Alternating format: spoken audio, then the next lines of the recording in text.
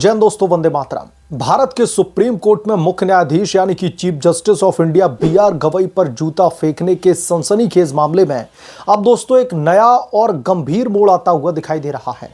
दरअसल attorney general R Venkataramani ने आरोपी वकील राकेश किशोर के खिलाफ में आपराधिक अवमानना की कार्रवाई शुरू करने की अनुमति दी है और अब इसकी वजह से राजनीतिक हड़कंप मचा हुआ है। यह फैसला सुप्रीम कोर्ट बार एसोसिएशन के अध्यक्ष विकास सिंह की याचिका पर आया है, जिसमें इस घटना को न्यायपालिका की गरिमा पर हमला बताया गया था।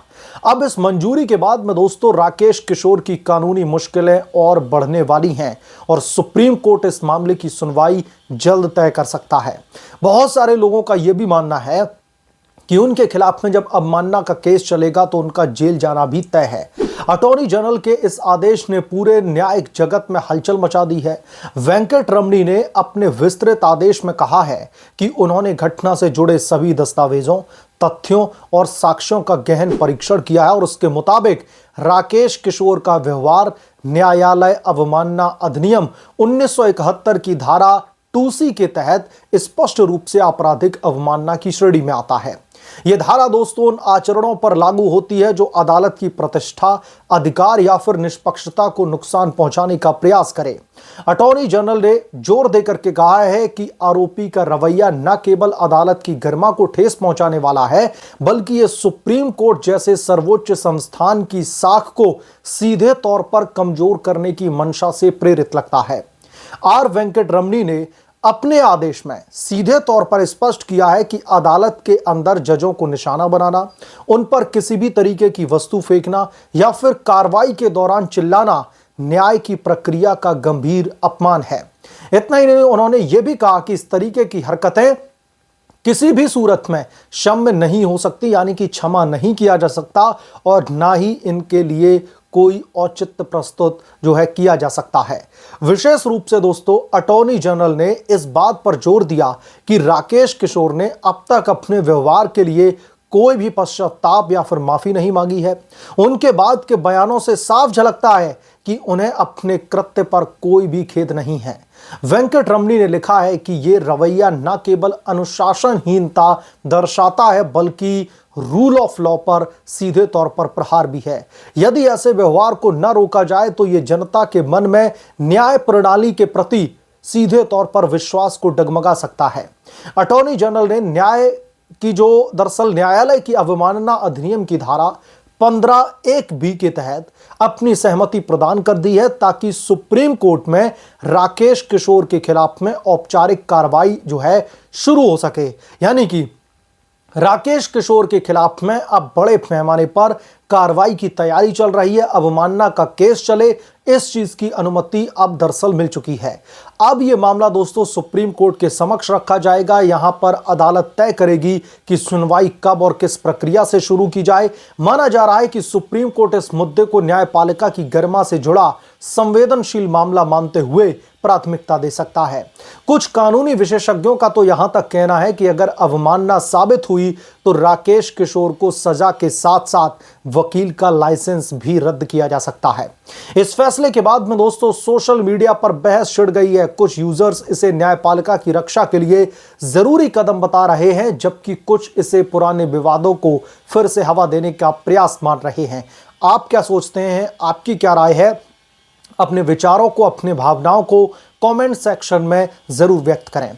सुप्रीम कोर्ट ने दोस्तों हाल ही में कहा था कि अवमानना कार्रवाई शुरू करने से बंद मुद्दे पर फिर से खुल सकते हैं, लेकिन मामले को दरअसल दिवाली के बाद में सुनवाई के लिए लिस्ट करने पर सहमति जताई है। बार काउंसिल ऑफ इंडिया यानी कि बीसीआई ने पहले ही राकेश किशोर का लाइसेंस सस्पेंड कर दिया था और एससीबीए ने उनकी सदस्यता को रद्द कर दिया था। यह घटना न केवल दोस्तों कानूनी बल्कि सामाजिक स्तर पर भी चर्चा का विषय बनी हुई है।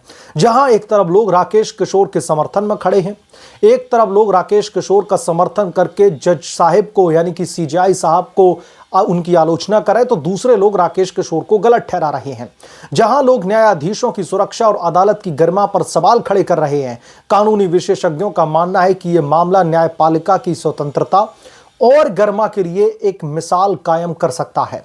वरिष्ठ वकील इंदिरा जयसिंह ने कहा है कि अदालत के अंदर ऐसा व्यवहार कतई बर्दाश्त नहीं किया जा सकता।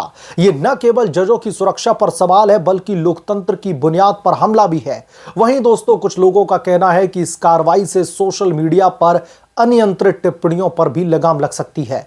अटॉर्नी जनरल के फैसले से साफ है कि सरकार और न्यायिक संस्थान इस तरीके की घटनाओं पर सख्त रुख अपनाने को तैयार हैं। अब सुप्रीम कोर्ट की सुनवाई पर सबकी नजरें टिकी हुई हैं, जहां राकेश किशोर को अपना पक्ष रखने का मौका मिलेगा। लेकिन अगर सबूत मजबूत रहे तो सजा तय मानी जा रही है। अब दोस्तों, यह देखना दिलचस्प होगा कि राकेश किशोर अपने आप को सुप्रीम कोर्ट के पटल पर कोर्ट रूम में किस तरीके से डिफेंड करते हैं। वो खुद भी सुप्रीम कोर्ट के वकील रह चुके हैं, खुद भी सुप्रीम कोर्ट के वकील हैं, तो ऐसे में उनकी अब ये लड़ाई देखने वाली होगी।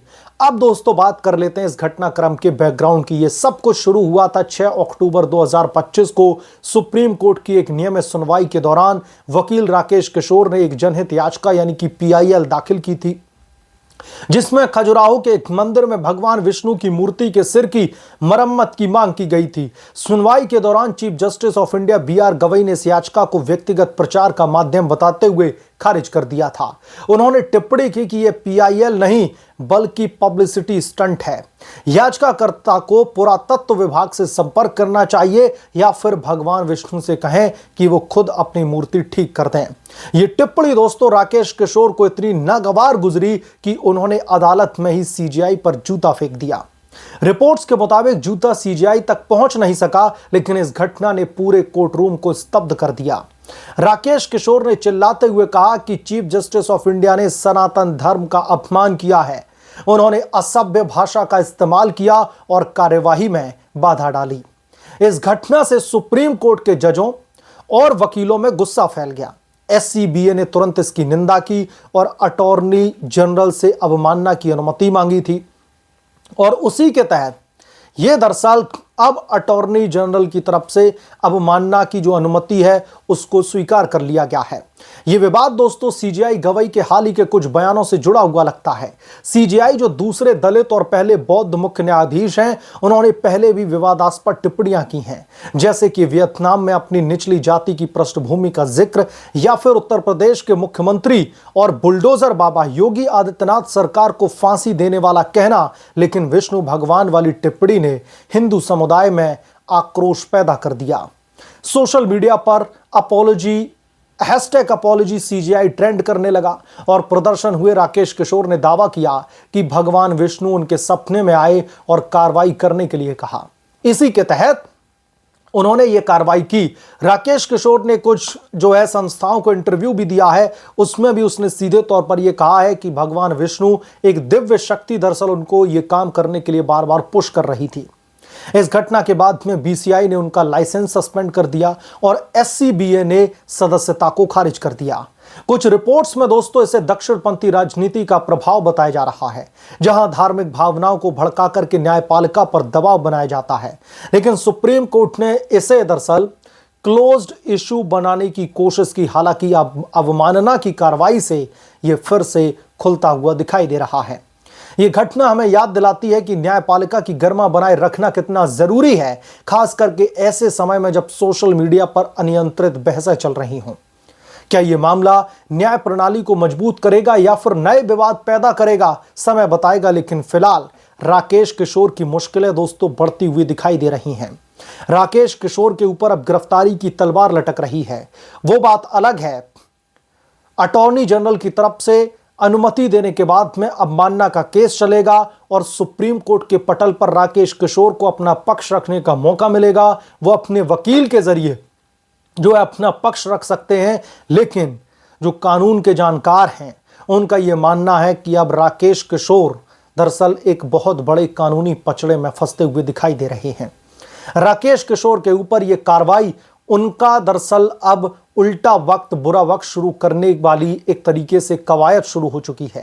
राकेश किशोर की तरफ से जिस तरीके से जूता उछाला गया CGI की तरफ, वो बात अलग है कि उनके ऊपर नहीं लगा। उन्होंने इस मामले को इग्नोर करने की भी कोशिश की, इस मामले को दबाने की भी कोशिश की कि ज्यादा इसको मुद्दा ना बनाया जाए। लेकिन सोशल मीडिया के दौर में यह मुद्दा इतना उलझा, इतना ज्यादा विवादों में घिरा कि अब राकेश किशोर बुरी तरीके से मुश्किलों में फंसते हुए दिखाई दे रहे हैं। राकेश किशोर ने तमाम मीडिया संस्थानों में जो इंटरव्यू दिया उसमें उन्होंने साफ तौर पर कहा कि अगर सीजेआई साहब भगवान विष्णु से माफी मांग लेते हैं तो वो उनके दोनों जूते अपने सर पर रखने के लिए भी तैयार हैं। लेकिन अब ये टिप्पणियां दरअसल बहुत पुरानी हो चुकी हैं और नई खबर अब यह है कि राकेश किशोर के खिलाफ में अवमानना की कार्रवाई शुरू करने की अनुमति मिल चुकी है। बहरहाल आप क्या सोचते हैं इसके बारे में, आपकी क्या राय है, कमेंट करके जरूर बताएं। जल्द मिलूंगा किसी दूसरे बड़े अपडेट के साथ में, तब तक के लिए धन्यवाद। अगर आप लोग चैनल पर नए हैं तो प्लीज चैनल को सब्सक्राइब कर ले, साइड बने बेल आइकन को जरूर प्रेस करें ताकि जब भी मैं कोई नया अपडेट लेकर के आऊं तो उसकी जानकारी सबसे पहले आपको मिले।